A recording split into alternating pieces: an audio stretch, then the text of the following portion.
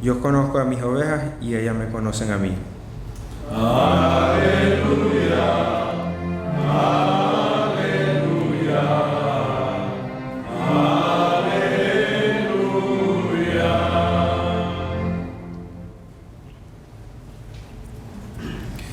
El Señor esté con ustedes. Y con tu espíritu. Lectura del Santo Evangelio según San Mateo. Gloria a ti, Señor. En aquel tiempo Jesús recorría todas las ciudades y los pueblos, enseñando en las sinagogas, predicando el Evangelio del reino y curando toda enfermedad y dolencia. Al ver a las multitudes se compadecía de ellas porque estaban extenuadas y desamparadas como ovejas sin pastor. Entonces dijo a sus discípulos: la cosecha es mucha y los trabajadores pocos. Rueguen, por lo tanto, al dueño de la mies que envíe trabajadores a sus campos. Palabra del Señor. Gloria a ti, Señor Jesús.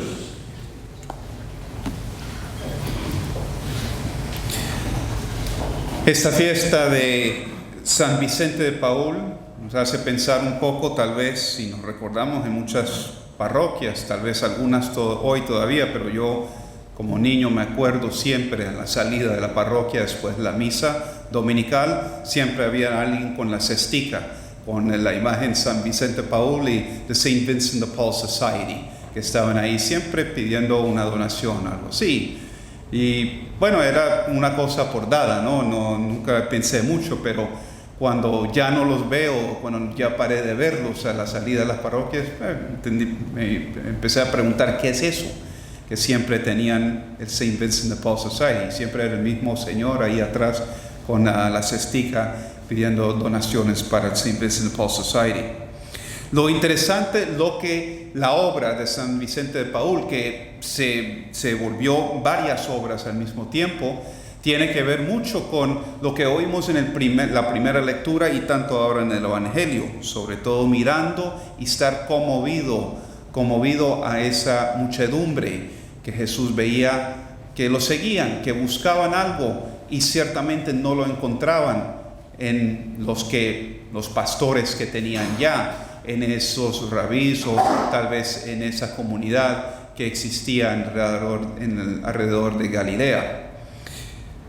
Galilea, y como los que fuimos a la Tierra Santa, vimos que es un poco retirado de Jerusalén, eso casi otro mundo. Jerusalén, la ciudad grande, sigue siendo hoy gran ciudad, pero Galilea ya es lo que llamaríamos nosotros el campo ya retirado con un bellísimo lago, lo que llaman el mar de Tiberíades o de Galilea, pero el alrededor era campo, era solamente agricultura lo que existía ahí. O sea, ya estamos en las afueras, en lo que sería ya el monte, mejor dicho.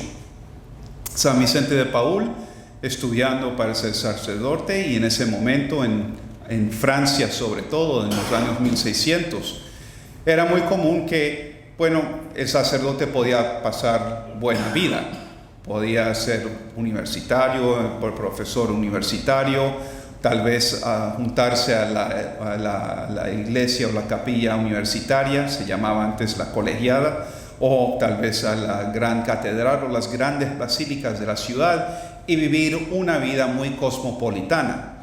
No tendría que tener muchos, digamos, lo que hoy se dice pastoral. San Vicente de Paúl, haciendo sus estudios y saliendo bien en sus estudios, se volvió tutor a las familias poderosas en una parte de Francia. Pero en viendo esa vida y en sus visitas afuera al campo, se daba cuenta que el rebaño allá, la iglesia y los feligreses estaban muy abandonados por el mismo clero francés. Los clérigos franceses preferían estar en las universidades o en las ciudades, donde la vida era mucho mejor, digamos, que en el campo, que estaba llena de gente sencilla y una vida mucho más simple. San Vicente de Paúl se conmovió en sus visitas al exterior, a esos campos, y luego se dedicó a servir a esa gente en lo que llamamos la zona rural. Él se pegó en las parroquias rurales y sobre todo dar ese cuidado pastoral a los campesinos y a los pobres y a la gente de esa, lo que llaman hoy periferia. Por eso es esa asociación, el St. Vincent de Paul Society, que se ocupa de los más pobres de la parroquia. Por eso cada parroquia tenía un capítulo del St. Vincent Paul Society para coleccionar lo que llaman de alms, para donaciones para los más necesitados de la parroquia, que a lo mejor solo el párroco sabía quién eran. Esa obra continúa hoy.